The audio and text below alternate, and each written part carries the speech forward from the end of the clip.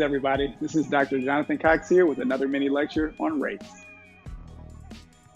This mini lecture focuses specifically on media bias, in particular, looking at the characterization of perpetrators of mass shootings. During this lecture, I will not be focusing on the tragic incidents themselves, but rather how race plays into how these individuals are portrayed in the media and in broader public imagination. As I'm sure you are aware, the US has an unusually high rate of mass shootings. By July of 2019, there were actually more mass shootings than had occurred in the entire year in 2018. And this includes the infamous shooting at a Walmart in El Paso, Texas, where Patrick Crusius claimed the lives of 22 people, as well as the shooting at a bar in Dayton, Ohio, which is my hometown, where Connor Betts killed 9 people. Now, while these events are widely seen as horrific and senseless, how does the media portray these perpetrators? And how does race play into these representations? Researchers Chiricos and Schultz found that Blacks and Hispanics are disproportionately portrayed as criminal suspects in news stories. More specifically, Blacks were nearly 2.5 times and Hispanics over 5.5 times more likely to be presented in roles as criminal suspects than whites. Evidence also supports the fact that people of color are 4 times more likely to be portrayed in news stories as suspects than as victims of crime, while whites are not. The media rely on different practices when covering crimes that involve Blacks, Hispanics, Asians, or Muslims. Now, as suspects, they are quickly characterized as terrorists and thugs motivated by purely evil intent, and their actions are connected to members of their racial and ethnic groups overall. On the other hand, white suspects often experience questions about mental illness, their actions are attributed to troubled upbringings such as broken families, or other external factors are called into question, like the influence of violent video games. Further, white suspects are often described as lone wolves, right? Violent acts that are created and perpetrated by one solo angry white person. Let's listen to a clip of sociologist Dr. Rashawn Ray discussing media bias. In this clip, Dr. Ray addresses the mass shootings that had recently occurred in Ohio and Texas, perpetrated by white men.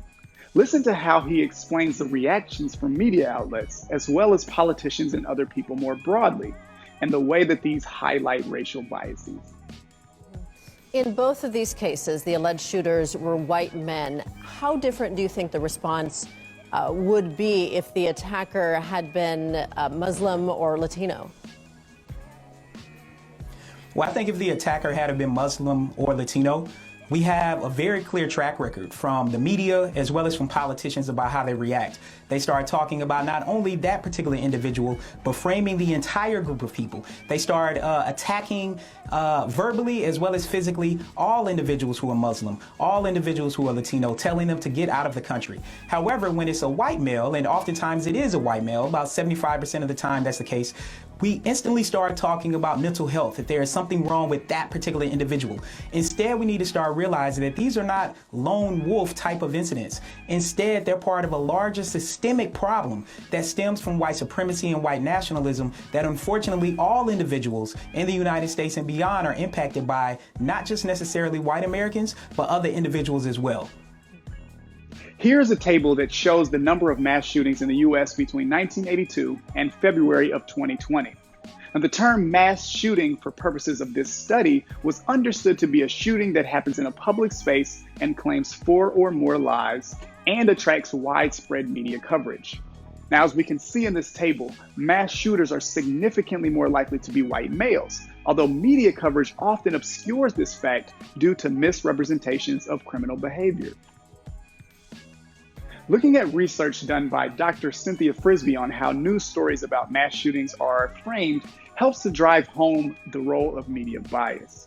Now, Frisbie analyzed 170 stories about public shootings that were published in 5 major national newspapers from 2008 to 2016. Now, this table shows the usage of objective and subjective facts in news stories reporting on mass shootings. Now, an objective fact is an indisputable and unbiased aspect of the story, i.e. the sex of the offender or the age of the offender. while a subjective fact includes aspects about a news story that are unnecessary for a complete understanding of what happened and can often introduce bias into the report. For example, if a news story reports on a suspect's unpaid parking tickets. As Dr. Frisby found, news stories in which the shooter's race was identified revealed that more often than not, crimes committed by shooters of color are portrayed in news stories as irrational, unexplainable, and senseless. Additionally, for Blacks, news outlets regularly use mugshots to depict and highlight criminal histories, reinforcing dangerous and racist stereotypes about Blacks. However, if the shooter is white, newspaper coverage often describes the motive for the crime as one related to the mental health of the offender, or they present the shooter as a hero or a blameless victim. Dr. Frisby also found 4 primary adjectives that were used to describe the shooters: hero, terrorist, thug, and mentally ill. Now, this table shows us how these descriptive words were used across race. Terrorist was used to describe Muslim shooters 37% of the time, Black shooters 34% of the time, and white shooters only 17% of the time. Thug was used to describe Black shooters over 50% of the time, Hispanic shooters 28% of the time, and white shooters, again, really low, only 16% of the time.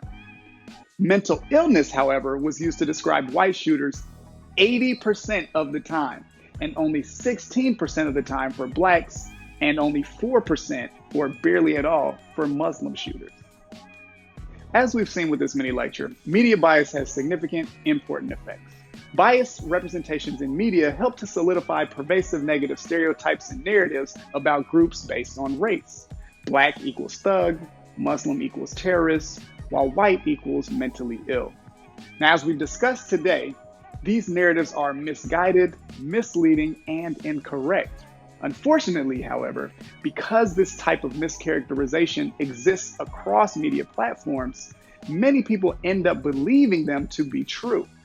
Hopefully, you will be paying even more attention to the media you consume from now on, staying vigilant on how representation can often be both unfair and biased. That's it for this mini lecture. This is Dr. Jonathan Cox, and until next time, have a great day and peace.